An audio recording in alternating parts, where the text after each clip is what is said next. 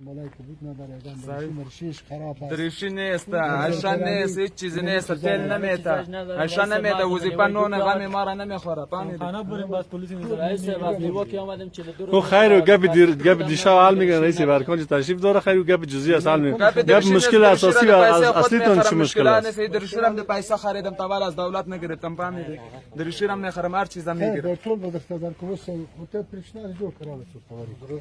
خیر سر مخنور پاده جوړه پدیشي د شرم است نه جوانه که طور وقت نظر مگو بیا